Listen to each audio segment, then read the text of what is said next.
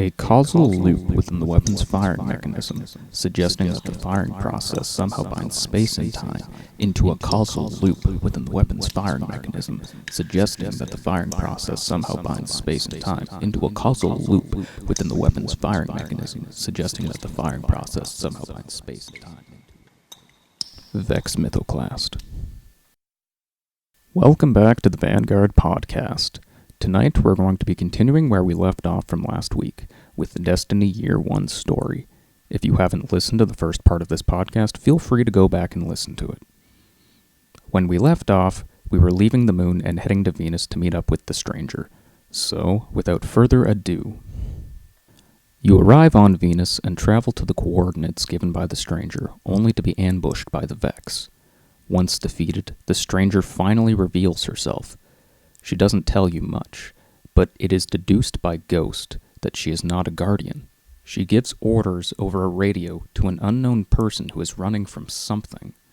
The stranger then informs you of activity in the Black Garden, a Vex stronghold that exists in another dimension not known of any space or time. Ghost informs you to learn the location of the Black Garden. You must seek out the Awoken in the Reef. Upon your arrival at the Reef, you are brought to Queen Mara Sov, where she instructs you to slay a Vex Gate Lord.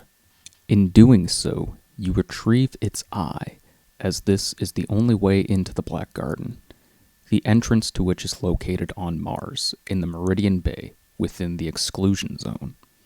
Soon after the collapse, the Cabal claimed large territories of Mars, deeming them the Exclusion Zone, seemingly preparing for a battle.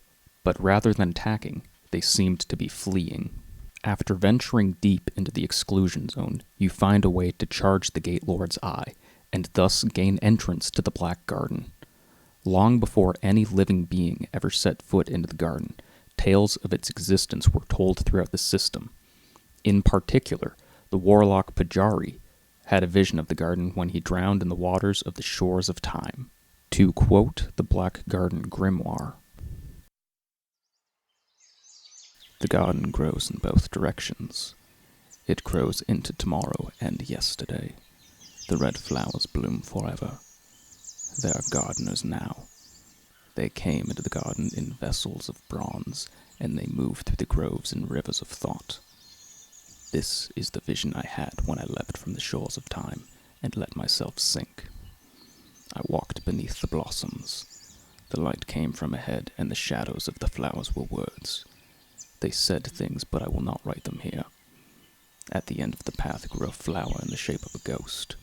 I reached out to pluck it, and it cut me with a thorn. I bled, and the blood was light. The ghost said to me, 'You are a dead thing, made by a dead power in the shape of the dead. All you will ever do is kill. You do not belong here. This is a place of life.'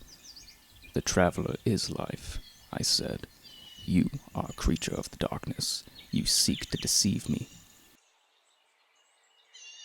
But I looked behind me, and the long slope where the blossoms tumbled in the warm wind, and the great trees wept sap like blood or wine, and I felt doubt. When my ghost raised me from the sea, there was a thorn cut in my hand, and it has not healed since." After fighting your way through the Vex stronghold, you find the Vex are worshipping a heart of darkness.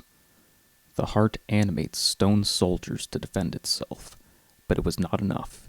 You overwhelm and destroy the heart of darkness.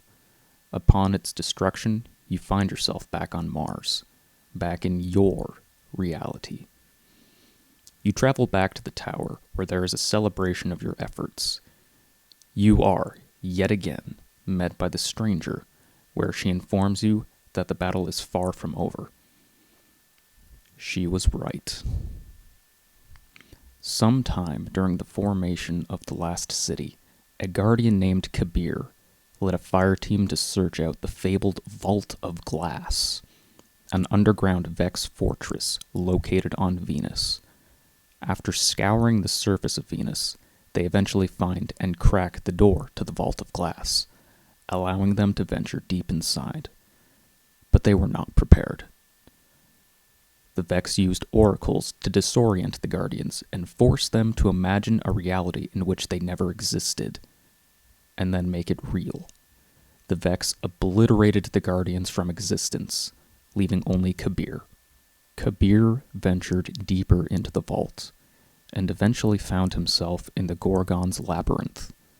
While in the labyrinth, Kabir slayed a Gorgon, and with its pieces, he forged the Shield of Aegis. The shield was his only protection from the Vex, locking the wielder in time, thus saving them from obliteration. Though his efforts gallant, Kabir was overrun and lost to the Vex. The legend of Kabir lived on, quoting the Vault of Glass grimoire. He fought the Vex alone. This destroyed him. In the time before he vanished, he said things that I think should be remembered. These are some of them. In the vault time phrase, and a needle moves through it. The needle is the will of Atheon. I do not know the name of the shape that comes after the needle. No one can open the vault alone. I opened the vault. There was no one with me, but I was not alone. You will meet the Templar in a place that is a time before or after stars. The stars will move around you and mark you and sing to you. They will decide if you are real. I drank of them. It tasted like the sea. By the end of the main story, your Guardian follows the clues left by Kabir and his fire team. You enter the vault and learn of his fate. Using the Shield of Aegis and pure willpower, you dive deeper into the vault. You are eventually confronted with Atheon, a Vex mind whose sole purpose is to calculate a reality where only the Vex remain. It is to be believed that Atheon was what powered the Gorgons and the Oracles. Upon his defeat, the vault fell silent. Curiously, to the people outside of the vault, these events never happened. It seems as though, with Atheon's destruction, he and everyone else to meet their demise in the vault never existed. Up to this point, the story has only covered what was in the initial release of Destiny. Later in Year 1, the first DLC, The Dark Below, was released. In this DLC, you are introduced to Eris Morn, the only remaining member of Toland the Shattered's fire team. Eris returned from the moon, changed by the darkness, but still hellbent on the destruction of the Hive. She claims not only does Crota still live, but he is planning an assault on Earth. Believing that she has been corrupted by the darkness, the Vanguard dismiss her claims as incoherent ramblings of a madwoman. The only Guardians to believe her are you and Ikora Rey. With the guidance of Eris, you push back the Hive forces. Your adventure leads you deep into the moon, where you stop a ritual that was meant to wake the soul of Crota. By destroying the crystal, you stopped Crota's return into our world. But not satisfied, you lead a fire team down into the Hellmouth, down into the same fortress where Tolan had failed. You lead your fire team through the dark abyss, and eliminate every hive that stands in your way.